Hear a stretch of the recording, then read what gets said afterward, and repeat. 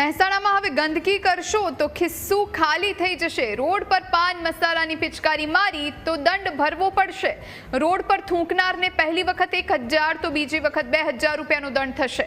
રહેણાંક વિસ્તારમાં 24 કલાક કચરો સંગ્રહ કર્યો તો પણ દંડની કાર્યવાહી કરાશે। કેનાલ નદીમાં કચરો ફેંકનાર સામે પણ કડક કાર્યવાહી થશે। મહેસાણા મનપાએ ઘન કચરાનો નિકાલ અને સ્વચ્છતા સંબંધિત જાહેરનામું જાહેર કર્યું છે। પ્રતિબંધિત પ્લાસ્ટિક ઉત્પાદન કરનારને પ્રથમ વખત 1 લાખ તો બીજી વખત 2 લાખ સુધીના દંડની જોગવાઈ। જે જાહેરનામું પ્રસિદ્ધ કરવામાં આવ્યું છે એ ઘન કચરા નિયમો 2016 અંતર્ગત વિવિધ શુલ્ક અને ચાર્જીસ અંગેનું છે। ઘન કચરા નિયમો અંતર્ગત એકવાર ભૂલ કરનાર, બીજી વખત એ ભૂલને પુનરાવર્તિત કરનાર અને વારંવાર ભૂલ કરનાર એમ 3 વિભાગો કરવામાં આવ્યા છે।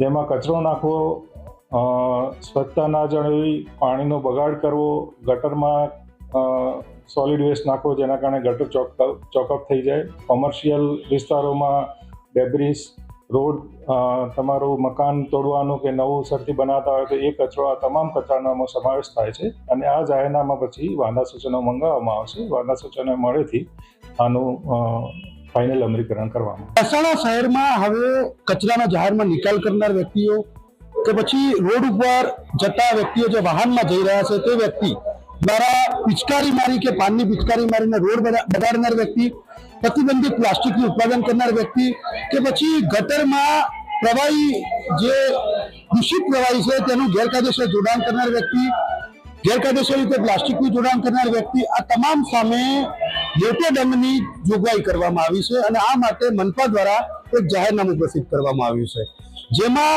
ઔદ્યોગિક, સંસ્થાકીય અને વાણિજ્યિક એમ 3 ભાગ પાડવામાં આવ્યા છે।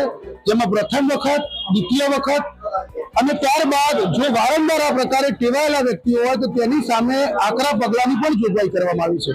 જે જાહેરનામું પ્રસિદ્ધ કરવામાં આવ્યું છે મનપા દ્વારા, તેમાં જે સ્પષ્ટ ઉલ્લેખ કરવામાં આવ્યો છે તે ઉલ્લેખ મુજબ જે આ પ્રકારના કૃત્યો કરે છે અથવા તો આ પ્રકારના કૃત્યો સાથે જોડાયેલા લોકો છે, જે ઘન કચરાનો વ્યવસ્થિત નિકાલ નથી કરતા કે પછી રહેણાંકમાં પોતાના મકાનમાં 24 કલાક સુધી કચરાનો સંગ્રહ કરી રાખે છે, તેવા વ્યક્તિઓ સામે પણ દંડની જોગવાઈ મનપા દ્વારા કરવામાં આવી છે। ગુજરાત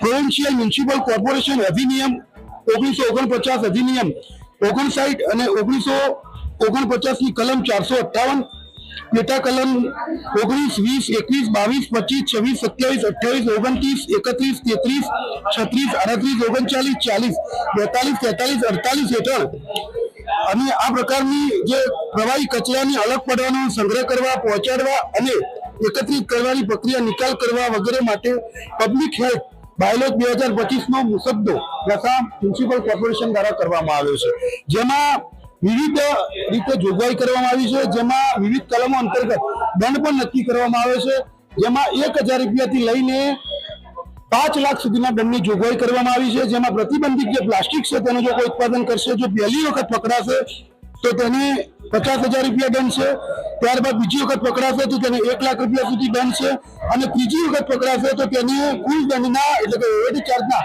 25% સુધી દંડની જોગવાઈ કરવામાં આવી છે।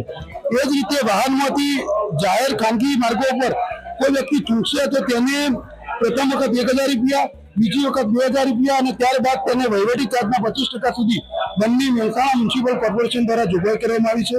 એ જ રીતે કચરાને જળ માર્ગે, નહેરો, નદીઓ જેવા જળાશયોમાં ગેરકાયદેસર રીતે ફેંકવામાં આવશે તો તેમાં પણ 2000 રૂપિયા સુધી દંડની જોગવાઈ કરવામાં આવી છે।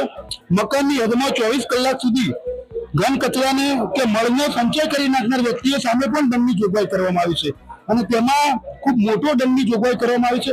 એટલે કે કોઈ પણ વ્યક્તિ પોતાના ઘરમાં પણ 24 કલાક સુધી ઘન કચરાનો સંગ્રહ નહીં કરી શકે, ગેરકાયદેસર રીતે પ્રવાહી કચરાનો નિકાલ કરતી જે લાઈન છે તેનું ગટરમાં જોડાણ નહીં કરી શકે, એ જ રીતે પ્રતિબંધિત પ્લાસ્ટિકનો ઉપયોગ કે ઉત્પાદન નહીં કરી શકાય।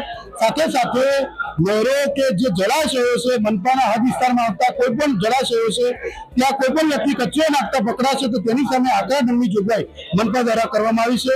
અને આ મુસદ્દાનું જાહેરનામું પ્રસિદ્ધ કરવામાં આવ્યું છે, તેમાં 3 ભાગમાં આ મુસદ્દો વહેંચવામાં આવ્યો છે, જેમાં પ્રથમ વખત, દ્વિતીય વખત અને ત્યારબાદ આકરા દંડની જોગવાઈ કરવામાં આવી છે। તેમાં વિવિધ કલમો અંતર્ગત દંડની જોગવાઈ કરવામાં આવી છે। આ મહેસાણા મહાનગરપાલિકા વિસ્તારમાં વસતા નાગરિકો હવે કચરા સંબંધિત નિયમોનું ફરજિયાતપણે પાલન કરવું પડશે અને કચરા સંબંધિત નિયમોનું જે નાગરિકો પાલન નહીં કરે તો તેમની સામે આકરો દંડ મનપા દ્વારા લેવાઈ શકે છે. Kamlesh Raval, news capital, Mehsana.